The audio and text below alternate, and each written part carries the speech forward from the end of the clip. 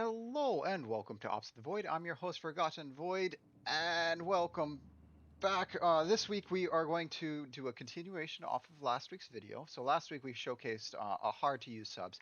Now we're going to talk about which subs are actually really good to use in Ops.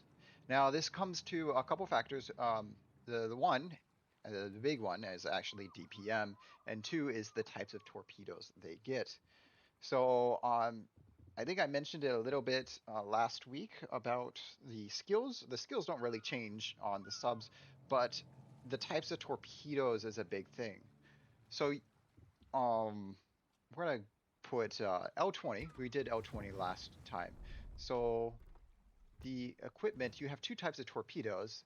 The acoustic homing, you notice they do 5K per torpedo, and then the non-homing torpedoes do 15,000. Now, the 15,000, this makes it means that this is the torpedo that you're going to use a lot because they have the same reload time, but this one does triple the damage. So basically, by hitting it triples your DPM. So the submarines with non-homing torpedoes are actually the better ones to use because they have really good DPM, especially compared to a lot of the torpedo destroyers. Plus, they can go underwater to hide, and they can hide from radar that way. They can actually hide from hydroacoustic swords in a search. So anything where you have long range torpedoes that do a lot of damage. So I guess 189 is decent. Decent. It's not the best for its tier, but it's decent. Salmon, salmon, you have 8 torpedo tubes. So for a tier 8 tech tree, salmon's actually one of the best. You have 9 kilometer. So that's the downside is their good torpedoes are only 9 kilometers long, but it's better than the German sub. The German sub at tier 8, you have 12.5 kilometer torpedoes that are homing, and then 7.5 that are not homing.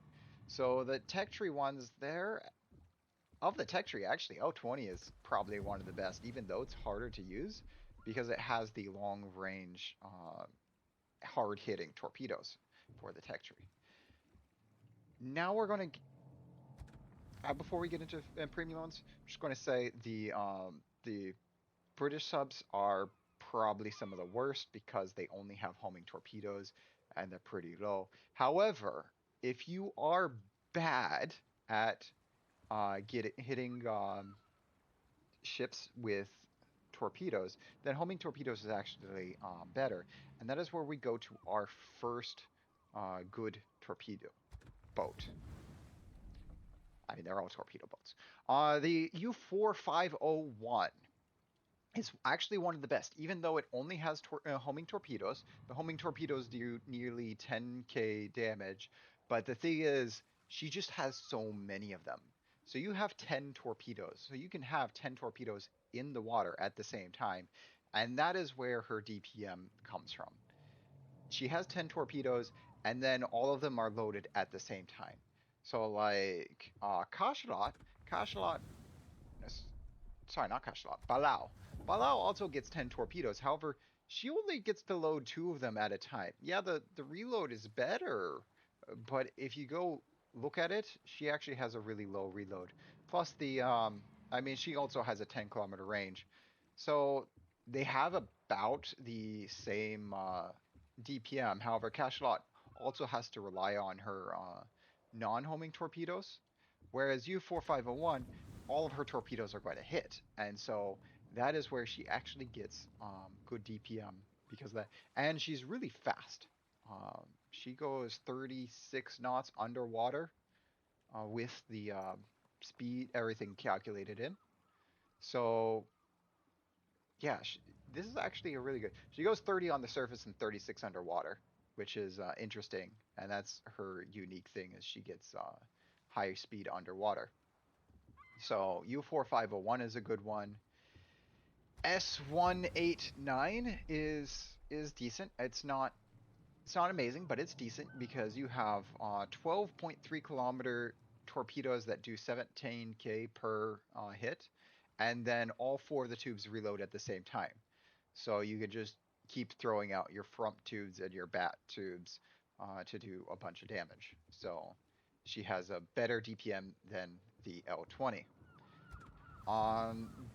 The tier 6 premium is an interesting one. I wouldn't say she's really good, but she's interesting. At tier 6, she is the best one at tier 6 because she gets the alternative torpedoes that the other ones do not. And they do nearly 15k per torpedo, but they're deep water, so they don't hit destroyers. So you have to use the homing torpedoes on destroyers, which is good because generally that's what you want to use. But she has to use the homing torpedoes on, yeah. Anyways, but she does have better DPM than any of the other, even though she only has 2 loaders, the amount of damage makes up for it. And then we'll go to the armory and go to the two in the subs that I do not have. Okay, armory, load up. Ships. All right, click submarines. So there are 4 submarines that I do not have. We'll start with the Alliance. The Alliance, you have only homing you actually do have alternative torpedoes, but they're only 7 kilometers, so they're not so good. Her thing is that her homing torpedoes are very good at homing. They're slow, but they have a very good turn, so it's really hard to dodge them. And she has good reload time. And she loads all of her torpedoes at once. However, she is better for PvP and not so good for PvE. So that's her. The other tier 8 torpedo. The torpedo. Yes, these are all torpedoes. The other good submarine this is the best one at tier 8 because she has 6 loaders and a 35-second reload time. She has a 12.5 kilometer range for her alternative torpedoes, and her homing torpedoes actually do 10k damage, so they have the hardest hitting homing torpedoes, plus the best reload, best DPM for non-homing torpedoes, with 6 in the front doing. So she actually out damages a lot of tier 10s with her tier 8. So if you want to get a sub and you don't mind paying doubloons, I-56 is the best sub that is currently available for purchase for ops. She also has a gun too, manually, and her gun actually has really good DPM, and it's a 140 unlike the 100 millimeter. So the uh, there you go. It has 39 millimeters of penetration. So if you need to use it with its 8.5 kilometer range, you can actually use it, and it's actually pretty good with a 1.8 second reload. So I-56, wonderful sub. We have Archerfish. Archerfish, she only has 2 loaders. So, and her alternative torpedo is really short range, so she's stuck with using the homing torpedoes. Means that she's not so good. Archerfish is, yeah. Um, so yeah, it's just I would just say no to Archerfish. It's just a worse Balau. So no point in getting Archerfish. And Gatal. So we have Gatal. Gatal actually gets 3 loaders per side. She's a little bit slow on the reload, but the Gatal actually has 20k damage per torpedo, and with her alternative torpedoes, and they go 16.5 kilometers, which means these are really long range torpedoes. And while they are slow, they do compare with a lot of torpedo boats. So Gotao is actually a really good one. So of the steel, if you really wanted a submarine or a torpedo destroyer for steel, then Gotao is the submarine to get. I'm not saying that she is the best one to get, but for subs, this is the best one to get. For U4501, she is available for coal, so she is easily acquired dominance in a sub. You just spin in circles, throw out your torps, and ping things and get damage. And she can give you good damage. So she's cheaper than the other ones since she's coal, whereas the others are steel or doubloons. You're getting a lot of doubloons, so some of you can still get I-56 for free. Just pointing out which one's good. Now, lastly, the best submarine is currently not available for sale. It is rumored that she will be for sale, I-5644. That was introduced in the BA collab, and we will go now to see a replay of that being used so that when it is released, you know if you want to get it or not. So with BRA, Arona's whale, we are using a video from my clanmate Vader Sama, who is our clan's whale. So this ship suits him very well. He picked this up. This is absolutely the best, but he had been running I-56 a lot, so this was a informed decision for him. He knew what he was getting, and it's good.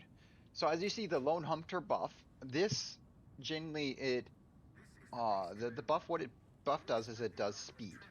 So it increases this ship's speed above water and either increases or decreases the ship's speed underwater. Now the next thing is the Arona's whale is different than all the other subs. So the Arona's whale has a 6.5 kilometer ping, so that's how far you can ping ships. And here he is using his yeah, this one gets HE, unlike the I-56 that has SAP. So as long as he's sitting behind teammates, you can use this gun, and it has 10 kilometers versus the 8.5 that the other one that the tier 8 has. So there, he has a 6.5 kilometer ping. 6.5? Says, oh sorry, 8.5. It's 6.5 reload. So that's how far it can ping, and this will actually, if he pings it and it goes out of range, the torpedoes will continue to track. And they also have a weird damage number. So as you see, maximum damage is 27,000. This is huge damage for a torpedo. However, they have to be 12 kilometers away for it to be damage. So between 8.5 kilometers and 12 kilometers, the damage will increase. So from base to 8.5, that is where you are having reduced damage, and they are having the minimum damage. And so he's using the planes. So I'm sorry, sure you saw a little bit. Like you can move your mouse and it doesn't track your mouse movements for the planes when in replays, and so that's why it only tracks the mouse movement that I currently have. So he's using that, and now he's going underwater because Des Moines is there. Now it doesn't have that long of a underwater time. That is the downside to this ship. But as you can see, what he does have is the torpedoes, they're all in the front, and they all reload at the same time. Which means that if you're firing from 12.5 kilometers away, or hitting stuff that are 12.5 kilometers away, you have an insane DPM for a sub.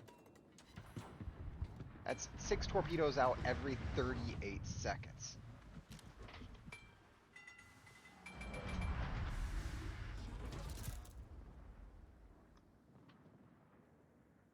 And yeah, they do insane damage, and they're all single launch, so if you hit one, you're hitting all of them. That's why you see he's hit 8 torpedoes already at 107k damage. Want to see what these 6 do for the Colorado. The 7.1 conceal means this is the least stealthy of all subs. It does hurt, but uh, and the reason why he's staying here is because of he's actually waiting for the Clevelands to. There you go, 6 torpedoes and just deletes the Colorado.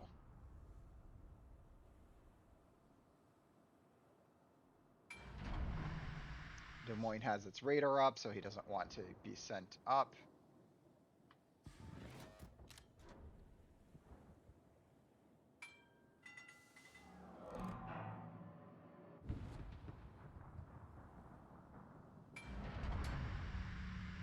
He's trying to get torpedoes to go for the Des Moines.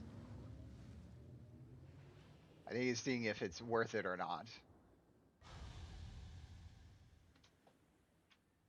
This now the collab for this it sold this submarine at a really high price, and so I can see why a lot of people didn't want it.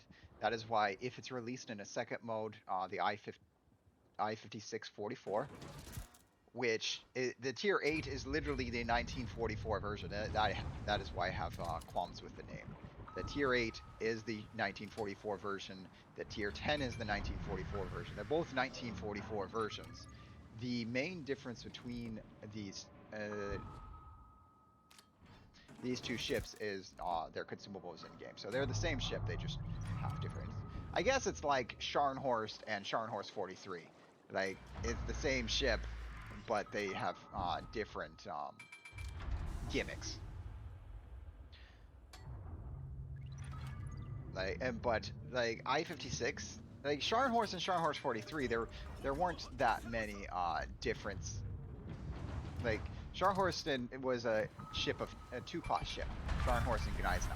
I-56, on the other hand, there are multiple ships in this class, multiple.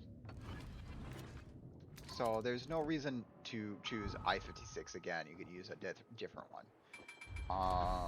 So I do have complaints about the name for I-5644. But BA Arona's whale, like listing it as I-5644, I don't mind it because it is technically a different ship. It's a collab ship, and it does have different mechanics, including the battery reserve battery unit. So the capacity does not deplete. So that helps extend the underwater time of this ship. There we are. We got one hill. And we have people in game complaining about this ship being overpowered.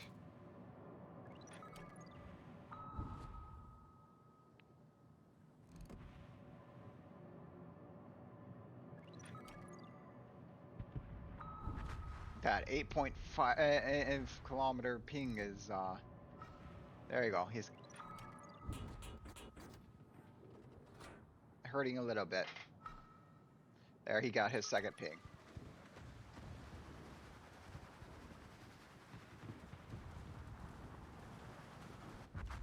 And they go away. Another thing about this ship is, if you notice a difference between the L20 and this one's really accurate. It didn't get the dispersion debuff that all the other subs with their torpedoes have a dispersion debuff when they launch, so they actually have spread out. I-5644 does not get that, so it's very, very accurate. And Vader is going to showcase what he can do with these very, very accurate torpedoes that have 15-kilometer range.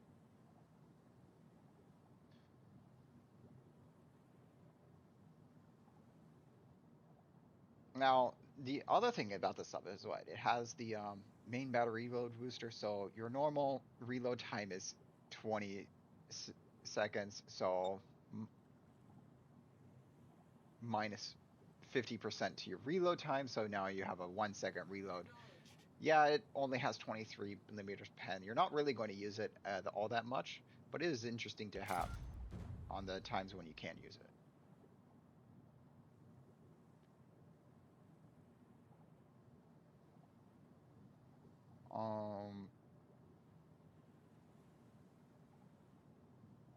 Yeah, the patrol bombers, the range. It doesn't even show the range on this. Probably, I don't know if it's your vision range or if it's your torp range. It's probably your vision range.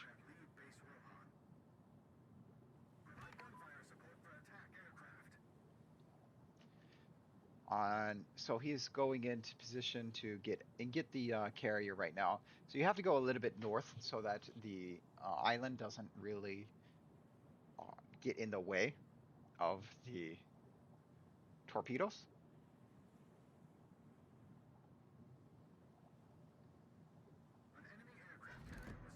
And there he is. So he gets all 6 of his torpedoes up, and then he submerges.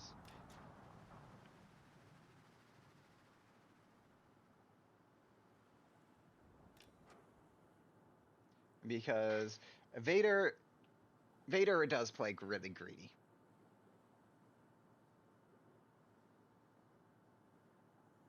He does play really greedy, but that's how he can get huge numbers with his things. He was one of the first people to really do the Weimar route, so yeah, I he that's just his play style. It's very greedy. He's taught me a few things.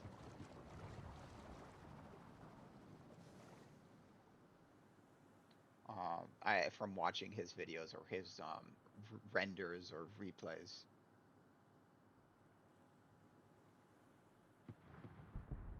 And Kato dies to the Clevelands over there. The rest of the team is all focused on the carrier. Oh, there's 3 of them.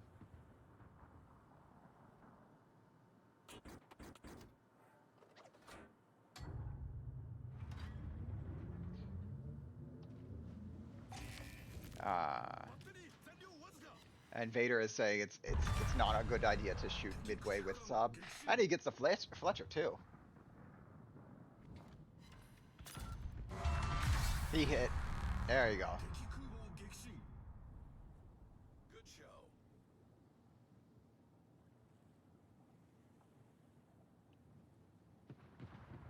And people getting salty because they wanted to shoot the carrier when they could have been shooting these cruisers. You have all these cruisers over here. And they could have been shooting the cruisers instead. They wanted to shoot the carrier.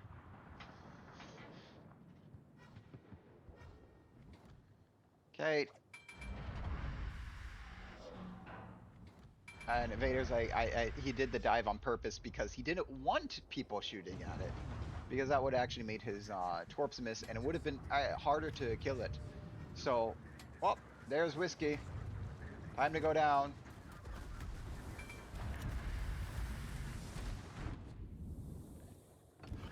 And he puts his planes up so he can see. And how the ASW works. I didn't talk about this in the last game. Is the enemies only fire ASW when you are actually spotted.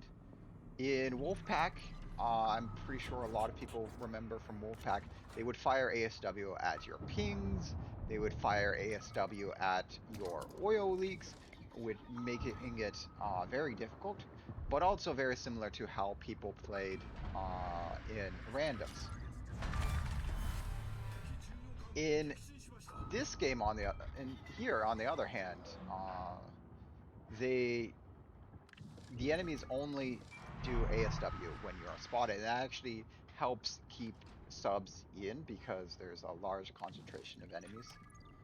And if they did it at every single ping or every single oil slick or any of that, then subs would have a really hard time staying alive.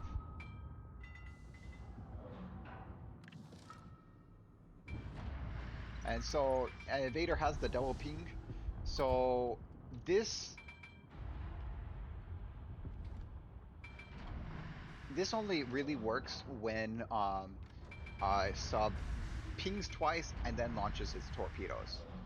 So it doesn't get the damage bonus when a sector is highlighted twice after the torpedoes in the water.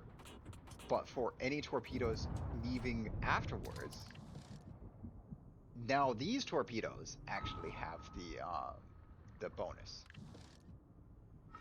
And he just refreshed the hit. So these torpedoes will have what? An extra 15% in damage.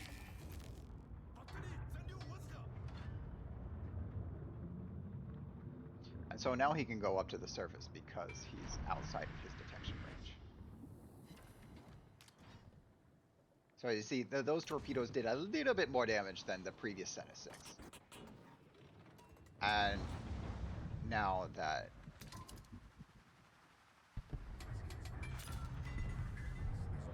the DCP is there, yeah, see, he just got detected, and so that's why Main threw out his depth charges. And I believe secondaries came this way. Arona's Whale also has the highest HP pool for a submarine. U4501, on the other hand, has the benefit of having a repair party. Repair party you can actually use on the surface. So both of these are good survival ships.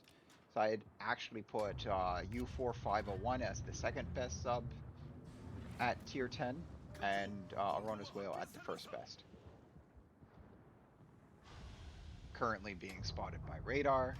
Planes are coming in. Yep, there comes the planes. So a lot of times, if you're at full speed, these bombs won't actually do damage to you because you have the increased speed. So because subs get increased speed, then you don't really have to worry so much as long as you're moving. If you're sitting still, then yeah, they're going to hit you.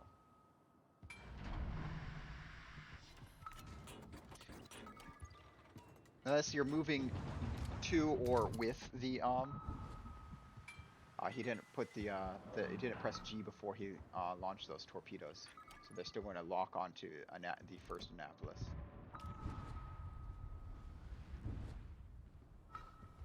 So that's one thing. If you want to change targets, you have to press G on your keyboard, and then they'll change targets. Luckily, he gets lucky, and they still hit the Annapolis anyways. And now that all the radar's gone, he can surface and doesn't have to worry about being underwater or losing his battery time.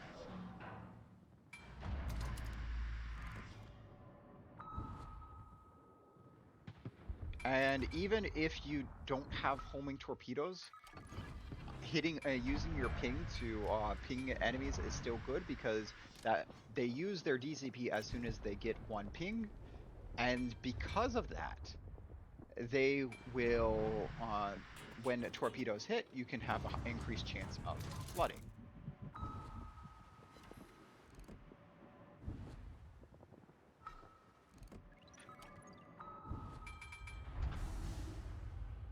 Ah, Vader.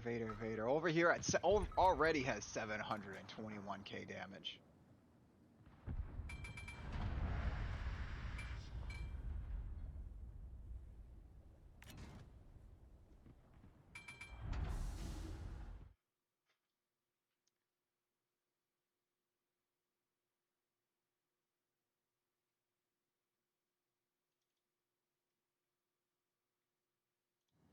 There he goes. 6 more hits. Sorry, I was just pulling up something real quick while I'm looking at this because I actually have another program that lets me see the how much damage that other people do in the game. And so here Vader, I think Vader is going to...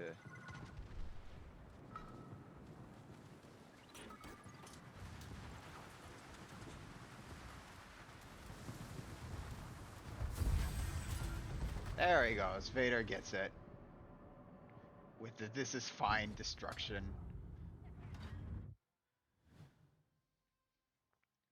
There he goes. He has major contribution, the high caliber of ops. So he did 35% of the total damage his entire team dealt. Murray, of course, I think that's more than 15 torpedoes. Natural selection for killing 8 ships that are not his own type. And C star for doing at least his survive the battle, deal at least your HP and damage, and get 5 stars.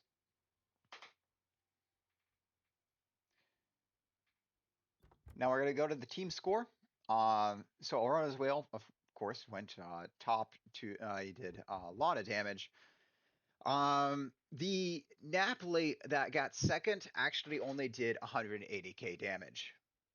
The next highest damage was the Minotaur there that died. The Minotaur with the 7 kills, they actually had 250k damage. So that, like, they had okay games, and so they get okay base XP. Whereas Vader stole all the damage. Now, to be fair, you have 175k on this main, 100k on this main. So there's 275k on battleships right there. 93k on this battleship, 78k on this battleship, Midway 60k. So there are some ships where that kind of help inflate his damage, but overall he did do a lot of damage. Like the Fletcher he killed with 2 torps randomly, wasn't even aiming at the Fletcher. That was a luck kill. His main battery did 2k to the first destroyer. Yeah, there's the kid. 4 hits for 2,888 damage. Whereas all the rest of the ships that he hit, it was lots of damage. Cleveland, 1 torpedo for 14k, 5 torpedoes there. This gearing that he hit, 2 torpedoes because he was much closer for 11k. This Fletcher, 2 torpedoes. Arona, 3 torpedoes. So as you see, like, there are 8 torpedoes for 79k to this main, and this main 18 torpedoes for the full 144k damage, plus flooding of 30k. So the floodings really helped with the damage of these, and so that's why you want to make sure that you're pinging, even if you're not using homing torpedoes, because flooding damage is also really good if you don't outright kill the ship. And he's using blue boosters, so 1.3 million credits earned with premium, 890k credits earned without if you didn't have premium. Lots of commander XP, lots of free XP. And this is just blue boosters.